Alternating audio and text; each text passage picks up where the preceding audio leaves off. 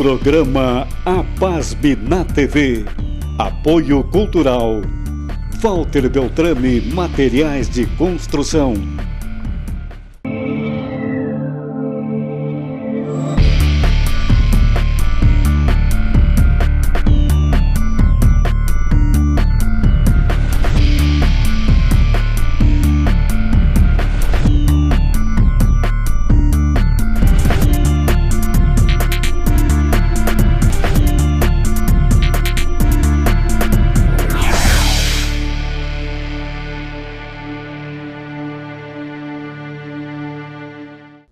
Olá, Santa Maria e região! Estamos iniciando o nosso programa APASM na TV, o programa da Associação dos Profissionais de Administração de Santa Maria, aqui na nossa TV Santa Maria, o canal da nossa comunidade. E como você sabe, nosso programa conta sempre com o apoio de Walter Beltrame. Este é o nome em materiais de construção. Você quer saber mais sobre o trabalho da APASM? Acesse o site da associação www.apasmrs.org ou os perfis da entidade nas redes sociais no @apasmoficial. E lembre-se, você também pode assistir nossos programas na nossa página no Facebook, facebook.com/programa APASM na TV, tudo junto. E hoje vamos falar um pouco sobre o contexto de atuação do varejo e toda a sua influência pelas atuais crises econômica, política e também greve dos caminhoneiros vivida recentemente em nosso país. E para falar sobre esse assunto, estamos recebendo em nosso estúdio a presença dele, do administrador Rui Gifone Filho, ele que é especialista em gestão empresarial com atuação no varejo em Santa Maria e região. Obrigado, Rui, pela sua presença em nosso estúdio. Sempre uma satisfação poder te receber. Você que já tem vindo recorrentemente aqui na nossa televisão Santa Maria, trazendo a sua opinião, justamente porque você tem essa visão peculiar, né, da atuação do segmento comercial e varejista em nossa cidade. Obrigado, Rui, pela tua presença. É um prazer a gente estar aqui mais uma vez falando sobre a realidade da administração e do varejo, que é a área que a gente mais atua. É muito bom estar aqui de novo, viu? A gente que agradece, Rui. Porque a APASM faz parte da história já de Santa Maria e a gente vê cada vez mais a necessidade da capacitação e da profissionalização das pessoas que gerem tanto a coisa pública quanto a coisa privada. Então, hoje, eu diria que é muito importante nós valorizarmos o administrador. Tá? Porque uma decisão mal tomada pode gerar o que está acontecendo no Brasil hoje. Né? Nós estamos passando por um momento muito difícil, Rodrigo. Nós estamos vivendo, eu atuo no varejo há 30 e poucos anos e eu te confesso que até hoje eu nunca tinha vivido uma época tão difícil como essa de agora. Não quer dizer que não se possa superar. É que normalmente nós tínhamos crises econômicas. E hoje nós temos uma crise econômica causada pela política. Mal feita. Pela política mal feita. Falta de profissionalismo. Falta de profissionalismo na própria administração. Então nós vivemos um momento diferente. Eu já vivi no Brasil, uma coisa que tu é mais jovem, não vivenciou, uma economia com uma inflação de 84% em um mês. E a situação não era tão grave como nós estamos vivendo hoje. Porque hoje nós temos uma recessão. Que já vem durando durando um grande número de anos. Isso é fruto de políticas nacionais mal elaboradas, que é onde nós deixamos de aproveitar um momento de franco crescimento mundial e brasileiro, né? Com dinheiros, com recursos mal aproveitados, mal aplicados, e isso tudo vem gerando uma série. Inclusive, tu comentou sobre a greve dos caminhoneiros. Esse é um problema sério. É uma política, não estou entrando no mérito do trabalho dos caminhoneiros, não, de forma alguma. Eles são uma classe que demonstrou uma organização exemplar, tanto é que população como um todo foi solidária. Eles fizeram uma greve pacata, civilizada, ordeira, sem cunho partidário. Isso é inédito então, no Brasil, né? Eu acho que foi uma iniciativa. Deu para se mostrar, né, que o povo, quando quer fazer alguma coisa, consegue. Com ordem, sem bagunça, sem quebra-quebra, sem... Olha, e ela parou o Brasil. A gente nunca tinha visto tamanha importância dos caminhoneiros na nossa vida. É verdade. No dia a dia, agora, não vamos negar que isso aí é por um erro estratégico. Por quê? Porque no Brasil se relegou a aviação férrea, o transporte ferroviário e o transporte fluvial. O transporte ferroviário é muito mais barato que o transporte rodoviário e, por sua vez, o transporte fluvial ainda é muito mais barato que o transporte ferroviário. Então, nós deixamos de investir em áreas que poderiam nos dar um suporte e ficamos realmente com uma matriz de transporte de cargas totalmente inadequada. E diga-se uma outra coisa, nos últimos anos, com uma política de incentivo que foi feita, se gerou um excedente de caminhões no Brasil, muito grande. De 2008 para cá, principalmente, né? Sim, as indústrias, né, para vender financiavam, e se tem hoje no transporte muito mais caminhões do que se deveria ter. O que acontece com isso? Lei de oferta e procura. Vai cair o mercado. Com o preço do combustível, nos valores que está no Brasil, que é inadmissível, porque nós estamos, não vamos negar que nós estamos com uma política de preços de combustível no Brasil totalmente inadequada. Nós deveríamos estar trabalhando, em primeiro lugar, com o custo real do combustível e não com o custo internacional. Até porque, mas nós temos uma que a grande... Petrobras traz é que isso os insumos que são importados são comprados em dólar, né, Rui? Sim, só que isso aí é, desculpa, mas é conversa para boi dormir. Sim, tá? Tem dados que conversam com essa tua visão também. Nós estamos deixando... o nosso óleo é um óleo pesado, ele não é um óleo de... O petróleo que é explorado no Brasil não é um petróleo de primeira qualidade.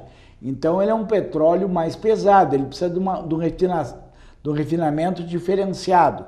Isso tem um custo um pouquinho maior. Mas mesmo assim, eu tenho acompanhado alguns números com relação a isso, que o custo de produção mais o custo de cobertura da Petrobras e mais uma pequena margem de lucro poderia deixar os custos dos nossos combustíveis a metade e mais os impostos ainda, a metade do valor que está sendo vendido. Já que nós somos praticamente autossuficientes. Falta muito pouquinho para nós nos tornarmos autossuficientes. Então nós não temos por que entrar no mercado internacional. Verdade, concordo. Até nessa questão, porque você está trazendo dados para corroborar com isso, Rui.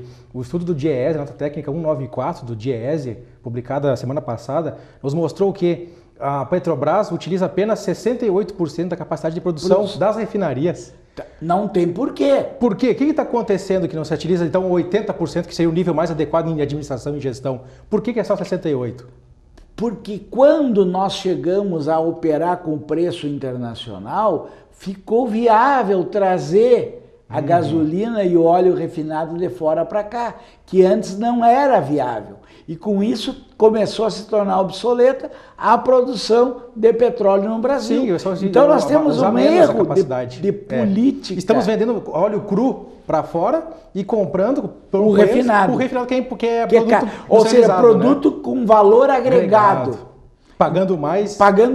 E então nós estamos né? E deixando de gerar emprego no Brasil. Porque tem um outro aspecto nisso. Porque quando tu deixa de produzir na escala que tu poderia, tu está deixando de gerar emprego no Brasil. Então, realmente é muito complicado. E a gente deixa a nossa indústria, o processo de industrialização do petróleo, que poderia alavancar as refinarias e, consequentemente, impactar nas regiões onde tem as refinarias. Você usando menos capacidade de refinaria, você tem menos emprego na região, tem menos aplicação no comércio e aí, consequentemente, toda a cadeia, né? Então, na realidade, a greve dos caminhoneiros foi uma greve muito justa. Mas isso no varejo, Rui. ela trouxe um desabastecimento seríssimo. Como é que você verificou isso em Santa Maria hoje, no área do Eu varejo? te diria assim, ó, a gente sentiu nos mercados já falta de produtos em larga escala, nas empresas de venda, de varejo tradicional, os estoques zeraram, tá? Não havia reposição, nós começamos a ter alguns riscos, nós tivemos problemas de desabastecimento nos próprios combustíveis, leite. Gente, na área de produção, o que se jogou de dinheiro fora, isso é inegável. E toda vez que tu faz uma paralisação, tu tem um custo disso. E o custo dessa paralisação foi muito grande. Eu não estou entrando no mérito, eu acho que ela foi importante, só que ela tem um custo que alguém vai pagar. Não existe almoço grátis. Alguém está pagando. Alguém está pagando. Então, a partir do momento que se parou de produzir, se deixou de gerar empregos, tá? Se deixou de fazer a economia girar, e isso traz problemas seríssimos, gente. Quanto foi colocado de leite fora pelos produtores rurais? O agronegócio foi extremamente prejudicado. Que é o setor que puxa a nossa economia. Que a nossa economia brasileira está sendo salva pelo agronegócio. Então tu vê que nós temos problemas aí. Quem nós realmente nos salva é que nós estamos mais prejudicando. Nós estamos prejudicando. A produção de frangos, a produção de galinhas. E a questão política, de porcos. Alguns até juristas, alguns especialistas do mercado também analisam que a Lava Jato tem sido um problema para o Brasil enquanto ela existir. Será que é a Lava Jato ou é os políticos que estão envolvidos na Lava Jato? O problema não é a Lava Jato. O problema é o bando de sem vergonha que se lucupetou durante um longo período, né? Eu acho que a Lava Jato tornou transparente aquilo que nós não tínhamos informação. Porque nós temos políticos sérios no Brasil, temos muito sérios, mas nós temos muita gente que vem mamando no poder público há muito tempo. E isso aí está sendo desmascarado. Hoje nós temos aí uma série de pessoas, de políticos e autoridades, inclusive, que não são políticas, né? Que estão presas. Por quê? Porque meteram a mão no dinheiro do... Não existe dinheiro do governo. Às vezes alguns especialistas alegam que a instabilidade econômica tende a se continuar se a Lava Jato também continua, né? A Lava Jato não pode acabar agora. A Lava Jato tem que continuar, porque ela tem que continuar levantando os problemas que aconteceram. E tem muita gente séria nisso aí. E é uma forma também de passar o Brasil a limpo. Eu acho que nós temos que reescrever a nossa história. E a maneira de reescrever a nossa história é agora, em outubro, votar consciente. Então, já deixamos já. Não votar em políticos que tenham histórico de corrupção. Se nós votarmos neles, por que o pessoal fala, mas os tais e tais políticos não estão presos?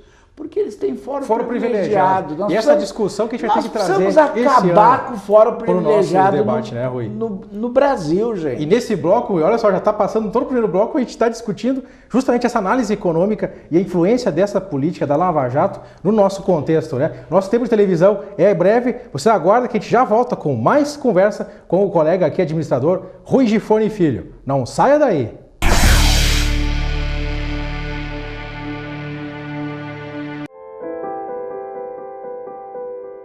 Na vida, você tem muitas escolhas.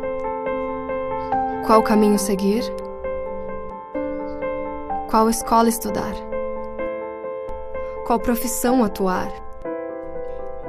Em quem confiar? É por isso que a Casa Maria agradece por ser uma de suas escolhas. Casa Maria, amparo assistencial a pessoas em tratamento oncológico. Uma conversa pode transformar uma vida. Por isso, compartilhe conosco aquilo que você não divide com mais ninguém. O CVV está com um número novo. Ligue 188. A ligação é gratuita de qualquer localidade do estado.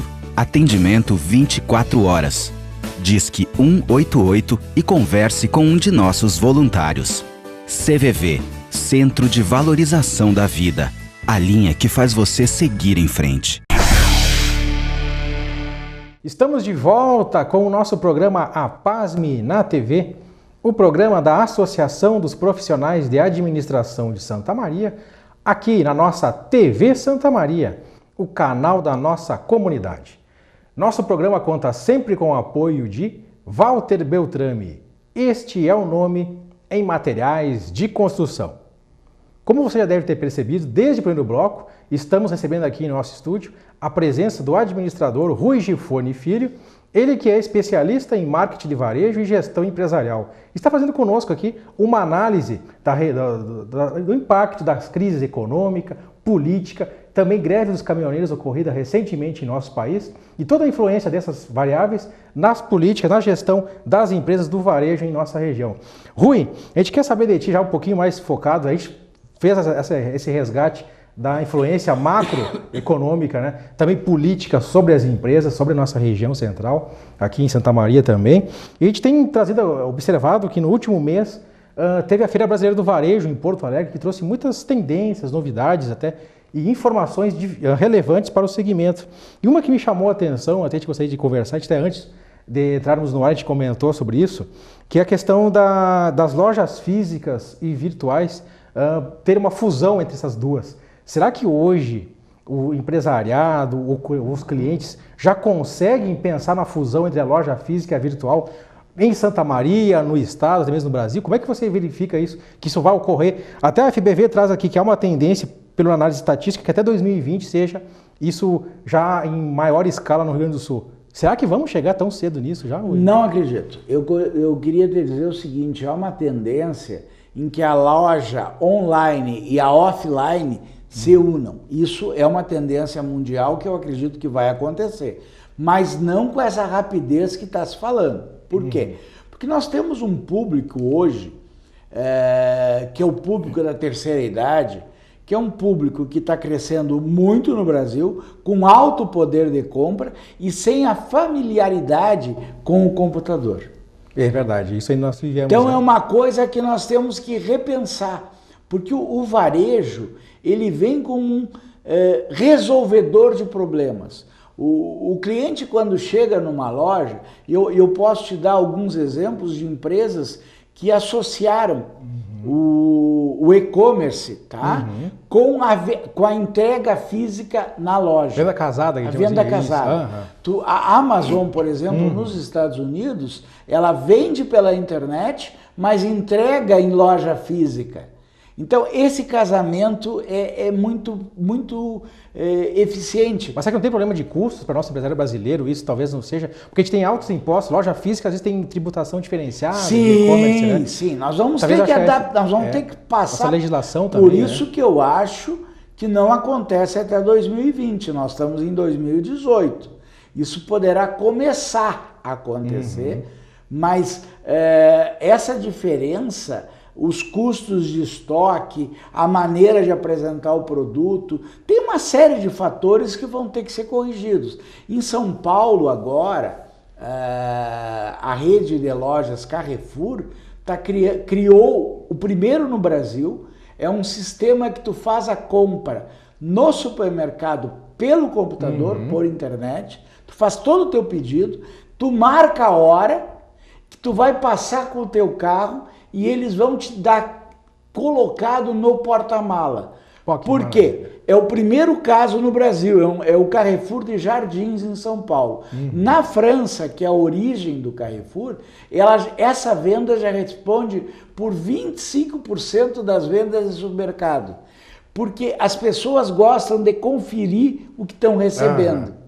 Sim, e aí tu permite, tu faz a compra. Até porque você tem tempo, às vezes você está no mercado, né? Às vezes pela internet você pode estar escutando música, tu escolhe fazendo outras compras e comprando no mercado. Tu faz a lista, ali tu compara os preços, mas tu carrega, tu gosta de conferir se a verdura está boa, a qualidade, se a carne está com um aspecto legal. Que é a questão intangível, né? É o intangível da coisa. Então, esse sistema que o Carrefour está adotando em São Paulo, isso vai vir para o resto do Brasil, rápido, Por isso que seja talvez vista como uma tendência da FBV, da Feira Brasileira do Varejo. Eles enxergam isso como tendência, mas será que vai ser tão rápido mesmo? Não, tão rápido não. Não, né? Tão rápido não. Mas um pouquinho mais, 2025 para frente, eu acho quem que sabe? até 2025 nós vamos ter um progresso muito grande. Sim, sim. Em termos assim, ó, de varejo, vão haver algumas mudanças, porque cada vez mais é importante o contato pessoal das pessoas. Tem algumas lojas... Mas isso torna um dilema, né? Isso torna um Sim, dilema, porque é um você vai custo. ter a customização, personalização do produto e o seu aumento de custo. Você vai perder em escala. Como é que esse é um dilema, né? Como é que vai trabalhar com isso? Tu tem que equilibrar isso. Tu tem que conseguir chegar a um ponto que tu consiga ter uma margem de lucro, porque tu não pode trabalhar no negativo, né? Porque tu tem que criar diferenciais de venda. Mas para você ter essa margem de lucro, você tem que comprar em mais escala, Tu tem que matéria-prima muitas maior, vezes, né? tu tem que comprar mais, vender mais, precisando de uma mão de obra que dê um atendimento diferenciado. Cada vez maior, o Cada intensivo vez de mão maior. de obra, né? E hoje tu tem uma mão de obra cada vez mais desqualificada, despreparada. Tem determinados segmentos, inclusive, que quando o cliente chega na loja para comprar, ele sabe mais que o vendedor. E aí?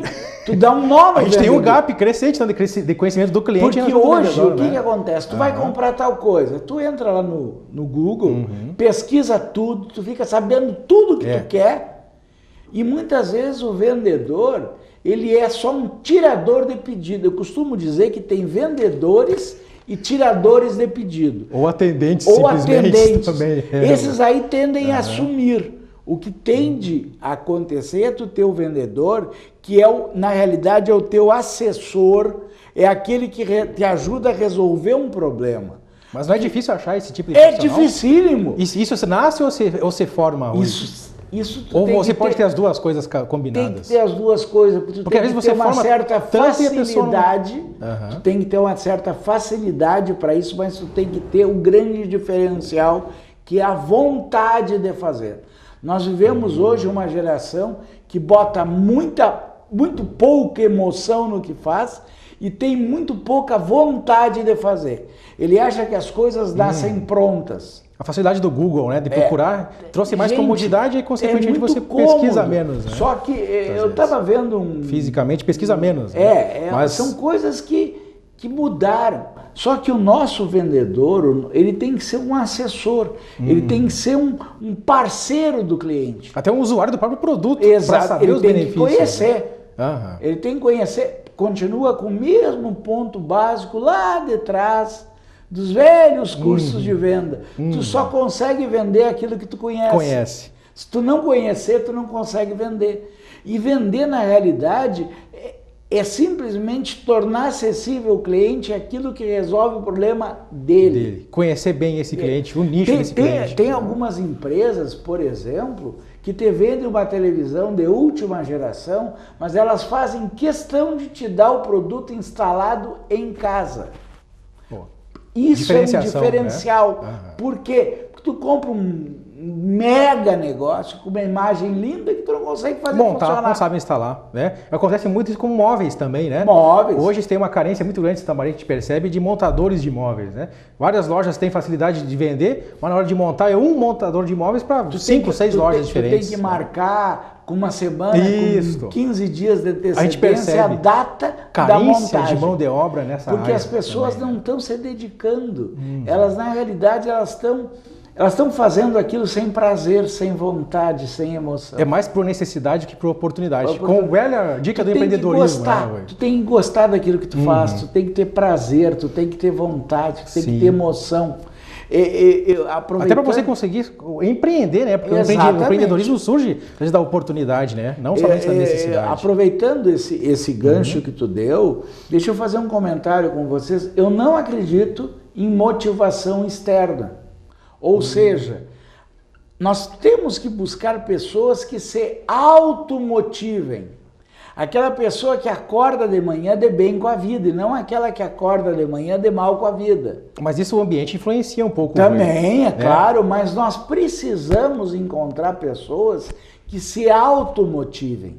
Porque se tu ficar dependendo de que todo dia vem alguém te motivar para que a coisa dê certo, tu não vai ter resultado. Mas até acredito que a própria pessoa se frustre ou claro, doença, lógico. Né? Porque se ela não tem motivação para aquele tipo de trabalho, ela não é daquele trabalho. Exato. Né? Ela está no lugar errado. Ela está no lugar errado, ela tem que buscar alguma coisa em que trabalhar seja um prazer. Às vezes demitir o empregado é um bem. É um favor. É um favor que a empresa faz, não só para ela mesma, que ela não está produzindo, mas também para o próprio funcionário. É verdade, né, é verdade. E como a gente pode, o empresário, o empreendedor pode visualizar isso? Existe alguma técnica, Rui, até pela sua experiência, de como dar um diagnóstico de enxergar aquele funcionário que produzia com aquele que não produz, comparar? Será que comparações são relevantes, são viáveis? E são possíveis de serem feitas. Existe uma área da psicologia que trabalha com recrutamento e seleção e que consegue traçar um perfil psicológico da pessoa que tu vai contratar para trabalhar. Isso é muito importante,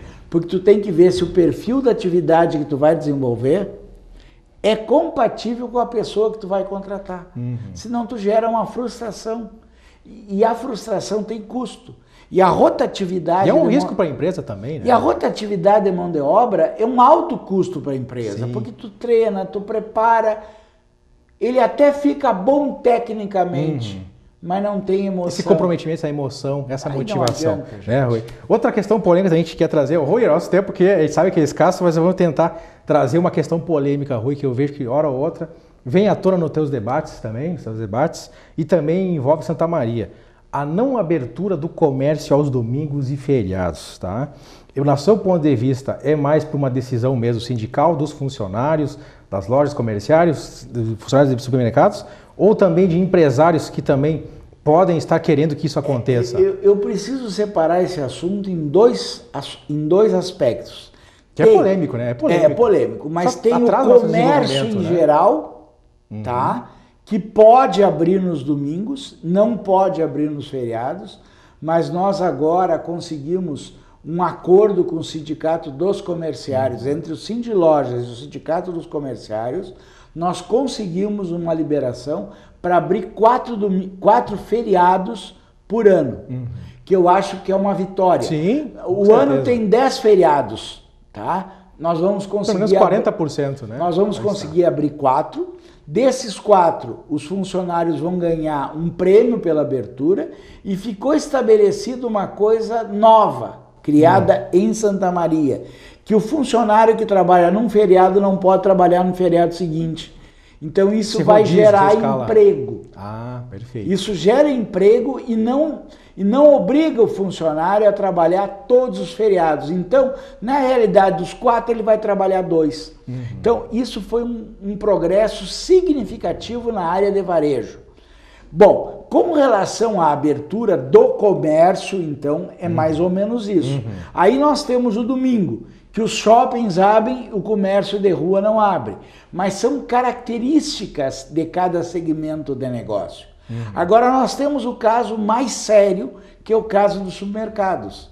Esse fez um acordo para fechar 54 domingos e abrir 4 feriados por ano. E isso acaba prejudicando o nosso desenvolvimento. Isso prejudicou a economia regional, prejudicou o hotel, prejudicou o restaurante, prejudicou o turismo de Santa Maria, né? Toda a região que vinha a Santa Maria nos domingos deixou de vir. Então, isso é extremamente prejudicial, deixou de gerar emprego. Até para aqueles supermercados que trabalham com comércio também, com linha branca, por exemplo, com roupas, com vestuário. O prejuízo é imensurável. Só que eu já disse para vários empresários desse setor e para o próprio pessoal que trabalha nos supermercados, se vocês deixam um espaço, daqui um pouquinho vai entrar uma grande rede no e-commerce que vai vender no fim de semana e vai entregar em casa do cliente na segunda-feira. E aí? Olha aí. Quantos empregos não serão trazendo gerados? Mais uma possibilidade. Eu já disse para o pessoal, o concorrente de vocês não são as grandes lojas. Vai ser o comércio eletrônico. E é com essa palavra que a gente encerra nosso programa APASME na TV. Obrigado pela sua audiência e até o nosso próximo encontro.